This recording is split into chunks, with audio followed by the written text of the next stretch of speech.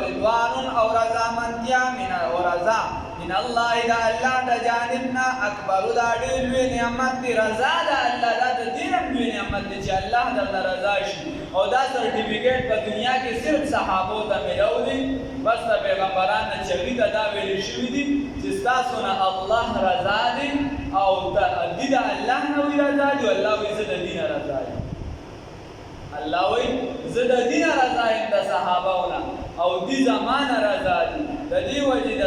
د عقایدو مسله ده د شرع العقاید او د ټولو عقایدو مسله ده چې هغې ته کله حدیث رانقل شي نو هغې به روایت کوونکي باندې جرحه کوي چې وایي ده کې دا نقص وکړو ده کې دا وکړو خو چې کله د صحابي حدیث رانقل شي نو صحابه ټول عادلان دي په هغې کې به چا باندې جرحه ته نه شي په هغې کې به چا خبره نه شي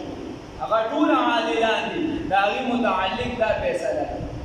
رسول الله صلی الله علیه وسلم فرمایي وایي چې کله زما په صحابو پسې بدرت شروع شي نو علماو له پکار دي چې خپل فلیوزر وایي چې دي دا خپل علم چې دی دا ظاهر کړي ودښي خلکو د خپل علم د صحابو شان دی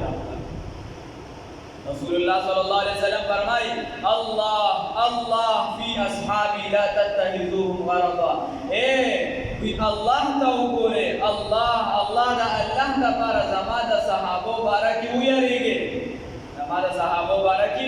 ویریږئ رسول الله صلی الله علیه وسلم فرمایي چې کله داسې جماعت ووینئ د حدیث مفهوم دی داسې خلک ووینئ چې زما په صحابو باندې لعن او طعن کوي بدې ردې ورپسې وي نو فقولو لعنة الله ورته ووایئ چې د الله رب العزت لعنت دې وي په تاسو باندې دې سر کښېنئ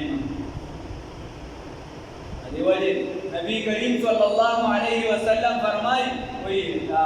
جلالین شریف هم را نقل کړی دی هغې ورته اشاره کړې ده او حاشیې بیا مستقل را نقل کړی دی وی رسول الله صلی الله علیه وسلم فرمایي چې الله رب العزت دا ټول امتونه جمع کړل دا ټول امتونه جمع کړل زما امت زما دپاره خاص بیا زما د امت جمع کړو صحابه زما د خدمت دپاره خاص دا چا دا خدمت نشو کولی په دې وجې زموږ یو لوی عالم په پېښور کې دی چې ظالمان شهید مولانا غلام حسن شهید رحمه الله هغه به وي وایي ما ته به یو کس وي چې یاره ما به ډېر ځان سره سوچونه کوم ما وي که زه په دې جنګ احد کې وي نو ما به داسې کړی وي که خندق کې وي داسې به مې کړی وي احزاب کې وي داسې به مې کړی وي وایي یو پیره مې خوب ولیدو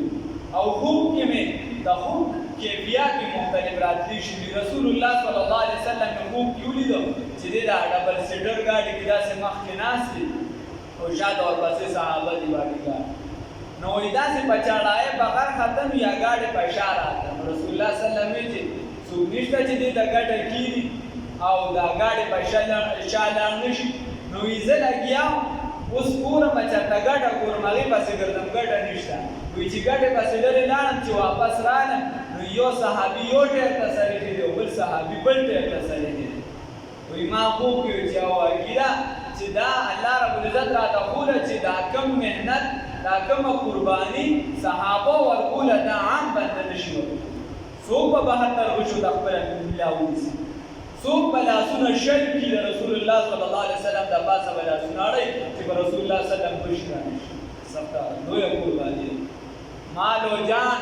بچیان پر رسول الله صلی الله علیه وسلم قربان کړو حتی چې په شرمګاه باندې زنانه ولګېدې حتی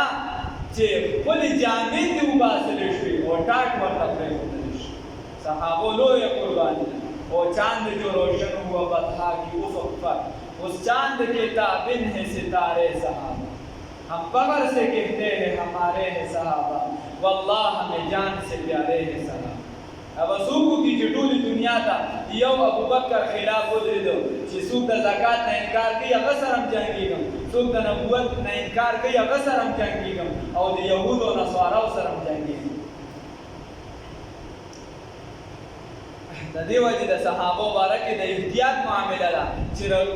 علامه جهلمي رحمه الله به یې فرمایل چې د قرآن دا یو آیات یوه ټوکله صرف راوله چې الله وایي زه د دې نه رضا یم او دې زما نه رضا دي د دې خلاف چې څومره هم تاریخونه دي که تبري راغلی او که خلافت او ملکیت راغلی او که غامدي راغلی او که دا انجینر حسیني راغلی او که ندوي والا راغلی او که څوک هم راغلی یا